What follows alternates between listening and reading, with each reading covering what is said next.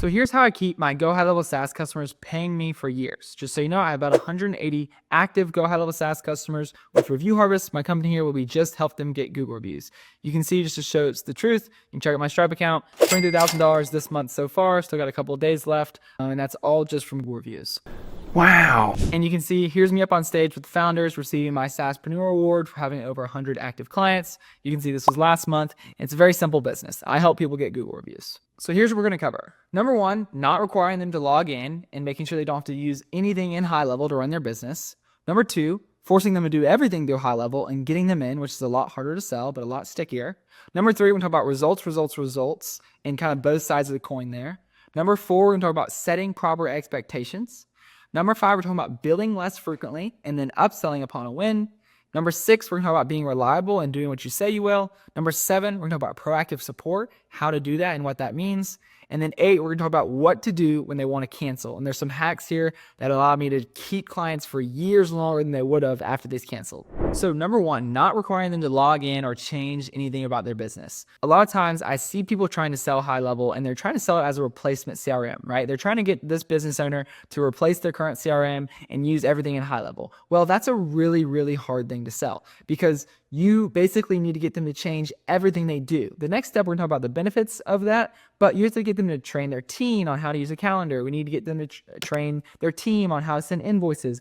All of that through HighLevel makes it really hard to sell, and it creates a lot of support. So what we do at Review Harvest is we don't require them to really log in at all. They never have to go into the account and manually add anything. We find where their leads are, what they're doing for client communication, payments, bookings, and we just find where we can integrate into one of those systems and then provide our results, which is reviews. So a lot of times that looks like us getting integrated with their CRM, and anytime they get a new customer, it's automatically added into their sub account in HighLevel. Through Zapier, I have a whole video going on over how to do that. And then we are able to get them reviews because now we have their contact information. So this helps clients stick a lot longer because they don't have to do anything and they just get results on autopilot. The second thing is you basically force them into HighLevel to rely on it for their day-to-day operations. And so it's a lot harder to sell because, like I said, you have to train their team on how to use the calendar, how to send the invoices. But the good news is that once they get the hang of it, now they rely on it. Now they use it. See?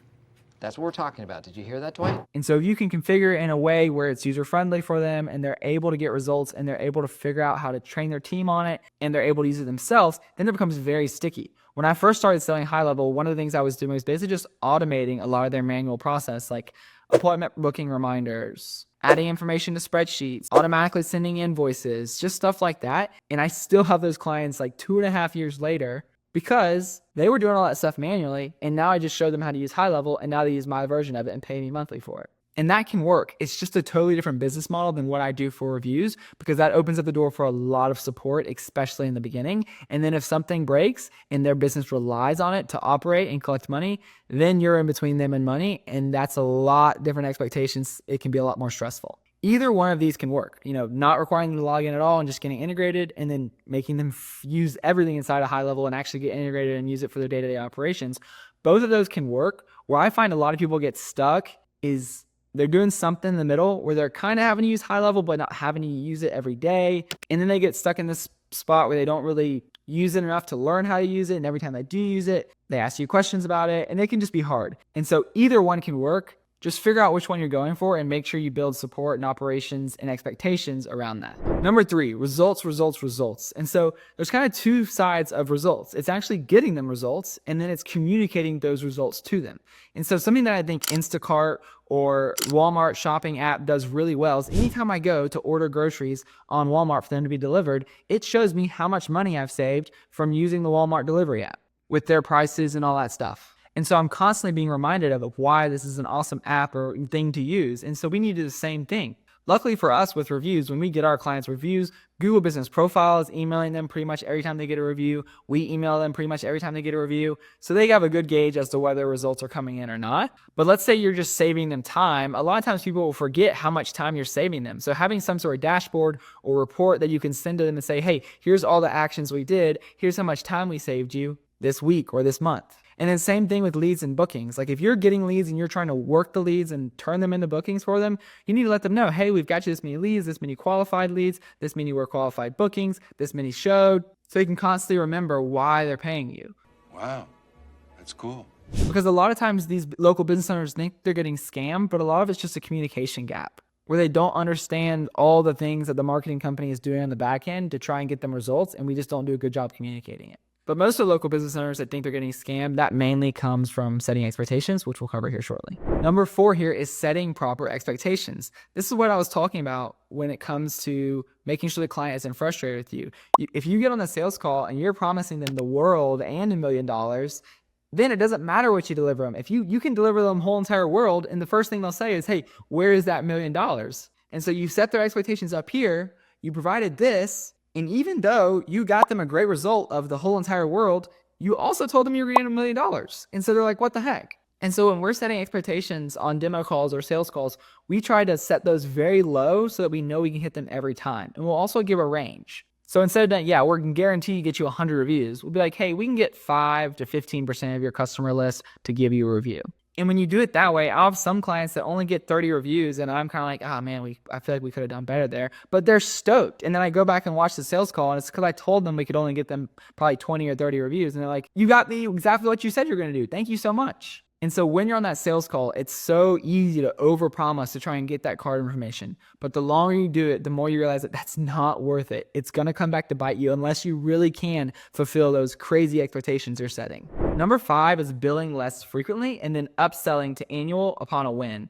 And so one thing I hate about reviewers right now is that we rebill for text and email expenses just to cover us because we don't have a great pricing structure that scales with the text variability. And so some of our clients get billed 2, 3, 4 times a month. And so we pop up on their credit card statement all the time, which means that we're constantly having to prove ourselves that, hey, what are these people doing? What are these people doing? Luckily, we're getting them a bunch of reviews, so they're pretty stoked on that. If you pop up on your client's credit card statement every week, they're going to think, what has this business done for me in the last week? If you pop up every month, they're going to think, what has this business done for me in the last month? And so every time we're billing, we're making them ask that question again. And sometimes people don't even check their credit card statements, so it's not a big deal. But in general, if you can bill less, your churn will be lower. And so what I like to do is if you have a big win, and I do a bad job of doing this, and the clients that I have done this for have stayed a lot longer for us. But it's like when you get a big win, a big review reactivation, if you can get them on another call or get them on the phone or something, try and upsell them into an annual, say you'll save 2 months or 3 free months or whatever.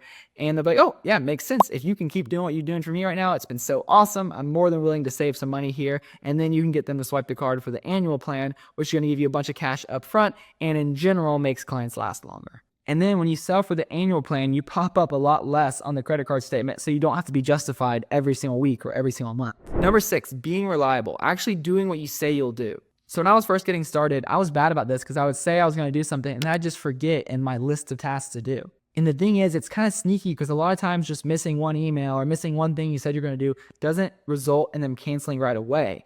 But what it does do is if you just had a support request, let's say, and you say, hey, I'm going to send over your email with all the details.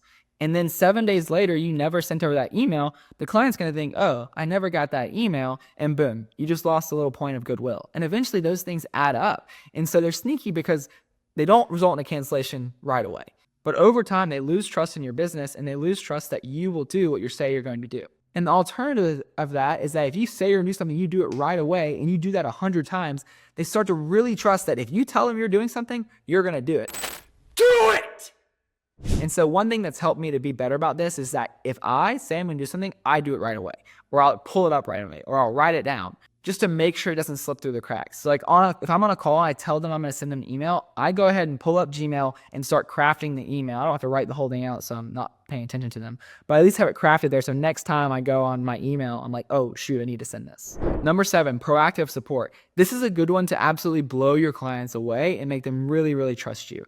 And so having some way to monitor what your clients aren't getting results. For us, what we do is we can download a spreadsheet of all our clients' results, put it in a Google Sheet that tracks who's getting reviews and who's not getting reviews. And then when we notice clients' results are suffering, we can go into their account, fix the integration, see if enough review requests are going out, try and fix the issue, then communicate with them proactively and say, hey, little Johnny, I know you haven't gotten that many reviews in the past couple months. So we took a look at your account and we saw there's an issue with the integration or there's an issue with the text or whatever it was. So this is totally unacceptable, but I want to let you know we're keeping tabs on it and we're going to get it fixed. And now the client gets this email, and in the back of their mind, they've probably been thinking, why haven't I been getting reviews? Why haven't I been getting reviews? Why haven't I been getting this result this business promised me they'd get? And now we just email them proactively without even being asked by them and said, hey, we're already on it. We're trying to figure it out. And now the client can trust that we have their best interest as well. And we're not just sitting back collecting a check and not doing anything. So your client's mind will be blown that they, oh, wow, this guy's got my best interest. I can just lean back and trust that they're going to do what they say they're going to do. Number 8, what to do when they want to cancel. So this stuff is really powerful, and it's some stuff that has helped me squeeze an extra $1,000, $1,500 worth of customer lifetime value out of our clients that are going to cancel. And so you'll see over here, you kind of have the reason for cancellation. So I like to just get on calls with people in general, but you can do this over email as well, but kind of figure out why they wanting to cancel. If they're wanting to cancel because they're not getting the results they said you're going to get, try to figure out a solution so that you can deliver the result you said you're going to get them, and then offer some free months in exchange. Say, I'm so sorry, this is unacceptable, we haven't gotten you any reviews. We want to give you 3 months free just to apologize for not getting reviews. We noticed this one thing, an issue on your account. We're going to fix it for you now. And now we still have their card on file. They're still set up on a subscription. We just added a couple free months to their account and kind of kicked the can down the road to give us time to start getting them results again and start building more goodwill.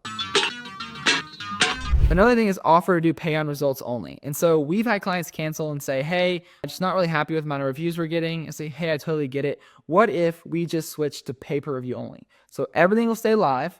We'll still request reviews. We'll still respond to reviews, but we only bill you when you get reviews. This removes all risk for the client. And if you have a business model where you can just say per X result, like book call or lead or qualified show, whatever you're selling, it's a great model to lower churn. Another common one for a lot of businesses that I work for is like a slow season. So it's just market conditions, right? They might be very slow in the winter or very slow in the summer. And they'll ask you, hey, can we cancel our account? We say, hey, let's not cancel your account. Let's just pause for the next 4 months. We'll keep everything live. So you're still gonna be getting some reviews during the slow season, even though you're not getting as many customers because everything's still live, but we'll just pause and pick back up in March. How's that sound? That way you keep the card on file, you keep everything live. You don't have to re-onboard them later if you do sell them again, and you keep them in the loop. And the fourth thing, and this is my favorite, if it's just a money issue and they present and they say, hey, cash is tight right now, I'm struggling, I need to cut back expenses. What we do is we just offer free months for referrals. So let's say, hey, every customer you send our way that starts a trial, we'll give you a free month.